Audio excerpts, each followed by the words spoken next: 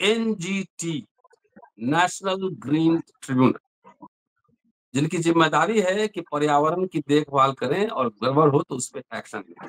Supreme court से लगी है फटकार कि एनजीटी अपने न्यायिक कार्यों को एक्सपर्ट कमेटी को आउटसोर्स नहीं कर सकता। सुप्रीम कोर्ट डिवीजन बेंच से आया है और कहा गया है, सोमवार को सुनवाई हुई थी, सोमवार को 1 सितंबर को।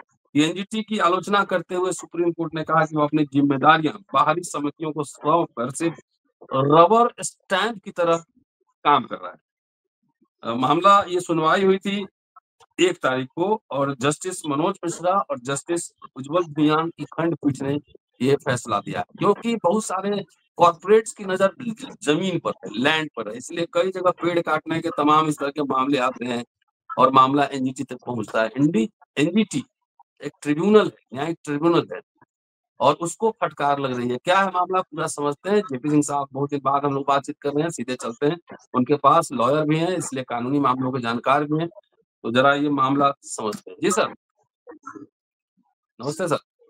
देखिए सर, मोदी जी के राज में पिछले 10-11 साल से सारी संस्थाओं का, चाहे वो सेमी न्यायिक हो चाहे न्यायिक संस्थाएं हो, सबका बहुत गंभीर क्षरण हुआ जी। और उसमें एनजीटी भी। एनजीटी ने नवंबर 2024 में, मैं प्रसंगवश बता रहा हूँ, नवंबर 2024 में कहा कि गंगा का पानी इलाहाबाद में, प्रयागराज में न नहाने लायक है न आचमन करने लायक। लेकिन उसके बाद जो है इसकी रिपोर्ट भी पलटने लगी और जो है पूरा कुंभ मेला हो गया, हुआ साहब बड़ा साफ पानी है, बड़ा साफ पानी है, बड़ा साफ पानी जी। तो नवंबर में इतना गंदा पानी है, फिर जनवरी फरवरी में इतना साफ कैसे हो गया, ये सब भी शोध का विषय है। अब मामला यहाँ पर है त्रिवेणी इंजीनियरिंग कंपनी का, जिसके बारे में है कि वो गंगा जमुना को प्रदूषित कर रही है। तो इसमें जो है सेंट्रल पॉल्यूशन कंट्रोल बोर्ड की रिपोर्ट है और Uttar Pradesh pollution control board की रिपोर्ट है, सीपीसीबी और यूपीपीसीबी। उस रिपोर्ट पर आंख मूंद के भरोसा करके जो है ग्रीन ट्रिब्यूनल ने त्रिवेणी इंजीनियरिंग के खिलाफ आर्डर पास कर दिया। वो सुप्रीम कोर्ट में गए। सुप्रीम कोर्ट में जस्टिस मनोज मिश्रा और जस्टिस उज्जवल भुइयां या भुयान, जो भी कहा जाए,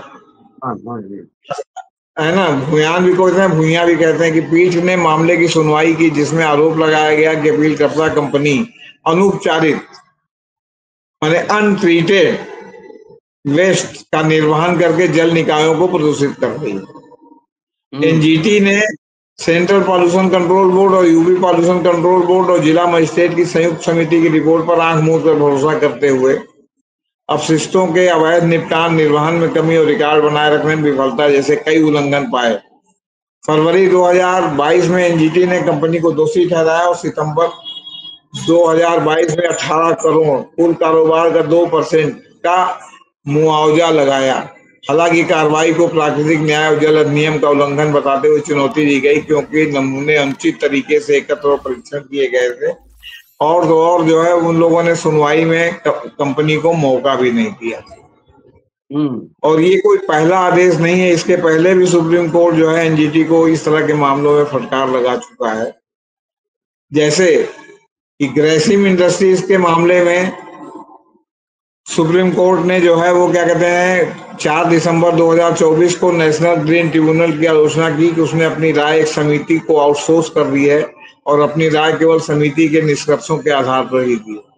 वो मामला चीफ जस्टिस बीआर गवई और जस्टिस केवी विश्वनाथ की पीठ के समक्ष था, जिन्होंने कहा कि NGT national green tribunal act 2010 के तहत गठित ट्रिब्यूनल है। ट्रिब्यूनल को अपने समक्ष मामले के तथ्यों और परिस्थितियों पर पूरी तरह से विचार करके अपना निर्णय लेना होता है। वह किसी राय को आउटसोर्स नहीं कर सकता और न ही ऐसे किसी राय के आधार पर अपना निर्णय दे सकता है। इस संबंध में पीठ ने कंथा विभाग, युवा कोली समाज परिवर्तन ट्रस्ट बनाम गुजरात राज्य और अन्य में सुप्रीम कोर्ट के 2022 के फैसले का हवाला दिया, जिसमें कहा गया था कि एनजीटी के न्यायिक कार्यों को विशेषज्ञ समितियों को नहीं सौंपा जा सकता। अब जिस काम के लिए एनजीटी बना है, जो अर्थशासी एक प्रकार से जुडिशियल निकाय है, क्योंकि उसके मेंबर सब एक्स जुडिशियरी की हाई कोर्ट या सुप्रीम कोर्ट के जजेस, तो ये अगर विशेषज्ञ समिति को आउटसोर्स करता है तो फिर एक प्रकार से तो ये अपने दायित्व में सफल नहीं है। विशेषज्ञ समिति की रिपोर्ट के आधार पर जो भी मामले आते हैं उनकी जब अपील एनजीटी में होती है तो एनजीटी फिर सभी पक्षों को बुलाता है, सबकी बात सुनता है और एक इंडिपेंडेंट निष्कर्ष पर पहुंचता है। लेकिन आप तो पूरा का पूरा उनका जो है जो रिपोर्ट है उसको इन टोटो मान ले रहे हैं और ये भी नहीं देख रहे हैं कि उन्होंने जब अपनी सुनवाई की थी तो उन्होंने प्रभावित पक्ष को सबको सुना था कि नहीं सुना था या एक तरफा फैसला दिया था। तो अब आप समझिए कि अभी 2024 दिसंबर और अब जो है अब इस मामले में एनजीटी ने संयुक्त समिति की रिपोर्ट के आधार पर मिसेस ग्रेसिम इंडस्ट्रीज पर जुर्माना लगाया। ग्रेसिम इंडस्ट्रीज बिरला की है। हालांकि कंपनी को न तो मामले में पक्षकार बनाया गया, न ही आदेश पारित करने से पहले कोई नोटिस जारी किया गया। मामला उलट गया। अब ये जो है 1 सितंबर को जो आपका एनजीटी ने जो है जो कहा कि अपनी जिम्मेदारी बाहरी समितियों को सौंप, मतलब उसी आदेश का एक प्रकार से रिपीटिशन दूसरी पीठ ने भी कर दिया है। अब ये जस्टिस मनोज मिश्रा, उज्जवल भैया ने जो किया। अब एनजीटी का आदेश रद्द करते हुए जस्टिस भुयान द्वारा लिखित निर्णय में कहा गया कि एनजीटी के न्यायिक कार्य समितियों यहां तक कि विशेषज्ञ समितियों को भी नहीं सौंपे जा सकते। निर्णय एनजीटी का ही होना चाहिए। एनजीटी का गठन कानून के तहत विशेषज्ञ न्यायिक प्राधिकरण के रूप में किया गया है। एनजीटी में निहित कार्यों को पूरा करने के लिए समितियों को कार्य सौंपकर उसके कार्यों को निर्वहन को बाधित नहीं किया जा सकता। उस मामले में तथ्यों को ध्यान में रखते हुए इस न्यायालय ने माना कि एनजीटी ने न्यायिक कार्य प्रशासनिक विशेषज्ञ समिति को सौंपकर अपना अधिकार क्षेत्र एक प्रकार से छोड़ दिया है। यह विशेषज्ञ समिति उदाहरण के दिए तथ्य खोज अभ्यास करके एनजीटी की सहायता कर सकती है, लेकिन न्यायिक निर्णय एनजीटी द्वारा ही दिया जाना चाहिए। अदालत ने कहा कि एनजीटी न्यायिक कार्य करता है, इसलिए एनजीटी के लिए और यह और भी जरूरी है कि वो निष्पक्ष प्रक्रिया का पालन करे जो वैधानिक रूप से निर्धारित है, जिसका नैसर्गिक न्याय का सिद्धांत का अभिन्न अंग बने, सब पक्षों को बराबर का मौका दे और ऐसी किसी रिपोर्ट को भी जो है इन टोटो स्वीकार न करे जिसमें प्रभावित पक्षों को पार्टी नहीं बनाया गया। अब एनजीटी 2010 में धारा 19(1) की कठोरता एनजीटी द्वारा अपनी कार्रवाई के संचालन में अपनाई जाने वाली प्रक्रिया के अनुरूप है। जल अधिनियम की धारा 21-22 के तहत निर्धारित वैधानिक प्रक्रिया को त्याग कर और वैधानिक प्रावधानों की अनदेखी करके प्रशासनिक समितियों की सिफारिशों के आधार पर अपने निर्णय लेकर जांच को प्रशासनिक समितियों को सौंपकर इसे और अधिक दुरूह नहीं बनाया जा सकता। यह एनजीटी के अधिकार क्षेत्र में नहीं है, तदनुसार अपील स्वीकार कर दी गई। इसी तरह सितंबर 2021 में भी उच्चतम न्यायालय ने कहा कि विशेषज्ञ समिति का गठन एनजीटी को मामले के निर्णय के अपने कर्तव्य से मुक्त नहीं करता और किसी भी समिति को न्यायिक कार्य नहीं हो। अब समझिए 21 से लेकर तक लगातार यही जो एनजीटी में होता जा रहा है। अभी जो जज साहब लोग उसमें मेंबर बने किस लिए बने हैं? क्या इन नीचे वाले निर्णयों को केवल अनुमोदन करके अपने जजमेंट में लिखाने के लिए बने हैं या अपना इंडिपेंडेंट माइंड भी लगा करके जो है प्राकृतिक न्याय के सिद्धांत का पालन करेंगे? तो ये सर एनजीटी की जो है दशा और दिशा है। आपको हमने पहले ही बताया कि किस तरह जो है गंगा प्रदूषण का मामला जिस समय जो है आपका कुंभ का मेला चला और नवंबर में हुआ कि तो पानी ना नहाने लायक है ना वो है, उसके बाद कैसे पलटा पलटी हो गई, कैसे एनजीटी की रिपोर्ट दूसरी हो गई, कैसे क्या हो गया, ये सब शोध का ही विषय नहीं है। इस बात का भी विषय है कि क्या जो तथाकथित ट्रिब्यूनल बनाए गए हैं, ये सब ट्रिब्यूनल बनाए गए थे कि लोग सीधे हाई कोर्ट से सुप्रीम कोर्ट चले जाते थे, तो तमाम ट्रिब्यूनल बना दिए गए कि भाई हाई कोर्ट जाने के पहले भी आप ट्रिब्यूनल में जा सकते हैं, ट्रिब्यूनल के आने के बाद भी हाई कोर्ट में जा सकते हैं, मामले को और लंबा खींचने के लिए। क्योंकि ट्रिब्यूनल में आमतौर पर सरकार के पक्ष में ही ज्यादातर फैसले होते रहे हैं, इसलिए ट्रिब्यूनल में जाने के बाद भी लोग जो है वो फिर हाई कोर्ट सुप्रीम कोर्ट जाते हैं। क्यों? क्योंकि जब उनके अस्तित्व पर सवाल है तो जब तक वो अंतिम रूप से अपनी लड़ाई नहीं लड़ लेते तब तक वो जो है हार नहीं मानते। तो ये तो एनजीटी का सब हाल। जी बोलिए। नहीं आप बोल लीजिए, फिर हम एक और सवाल है। हाँ तो बोलिए, सवाल है, हमारी बात हो गई। अरे अभी अमेरिका जो है लगातार भारत का अपमान कर रहा है, अभी टैरिफ वॉर चल ही रहा है और अभी कह दिया फिर आर्थिक सलाहकार अमेरिका के कि ब्राह्मण मुनाफा खा रहे हैं। ब्राह्मण तो बेचारे निर्धन होते हैं, निर्धन और विद्वान होते हैं, और अडानी अंबानी ब्राह्मण तो है नहीं, लेकिन ब्राह्मण समुदाय इस पे चुप है। यज्ञ कर रहे थे, ये क्या बोलते हैं, ट्रम्प के लिए यज्ञ कर रहे थे कि ट्रम्प उनको भी अपना ही बना लिए थे। देखिए लेकिन इस सर, पे कोई आरएसएस बाबा लोग का कोई प्रतिक्रिया नहीं आ रहा है सर। हम मैं तो तो आज महसूस कर रहे हैं। जी, मैं तो पत्रकार रहा हूँ, लेकिन अंतर्राष्ट्रीय संबंधों पर कभी मेरी विश्वसनीय मतलब विशेषज्ञता नहीं रही। जी मैं आपको जो भी कह रहा हूँ सामान्य ज्ञान से कह रहा हूँ, जो कि भाई जी जी विवादास्पद भी हो सकता है, गलत भी हो सकता है, मैं पहले ही कह रहा हूँ। जी जी। देखिए, जिस तरह जो है वो मोदी जी ने ट्रंप से एक तरफा दोस्ती की और पेन बढ़ाई, और ट्रंप को पता नहीं क्या गलत फहमी दिलाई कि उनको लगा कि हम जो कह देंगे मोदी जी आंख मूंद के मान लेंगे। हालांकि मोदी जी आंख मूंद के मानते भी रहे, लेकिन जब मामला मोदी जी के अस्तित्व पर ही आकर के खड़ा हो जाएगा, तब तो आपको चुनावी राजनीति को देखते हुए, गठबंधन की राजनीति को देखते हुए आपको कुछ न कुछ तो ऐसा करना ही पड़ेगा जो ये न लगे कि आप ट्रंप के भोंपू। हम्म लेकिन मोदी जी ने जिस तरह पलटी मारी और अचानक जो है चीन और रूस से गलवहियां और बढ़ाई, उस चीन और रूस से गलवहियां और बढ़ाने पर ट्रंप बिल्कुल चिढ़ गया। पहले 25% लगाया, फिर 25% और लगाया, जबकि इस बीच में इनकी सरकारी एजेंसियां अमेरिका से तेल ज्यादा मात्रा में खरीद रही हैं पहले की तुलना में। और अब ये भी कह रहे हैं कहीं ना कहीं, एक आध सुर्खियां हमने बीच में देखी कि अमेरिका के ही कहने से वो रूस से तेल खरीद रहे थे। तो अब जब रूस से अमेरिका के कहने पर तेल खरीद रहे थे, तो अमेरिका के कहने पर बंद क्यों नहीं कर रहे हो भाई?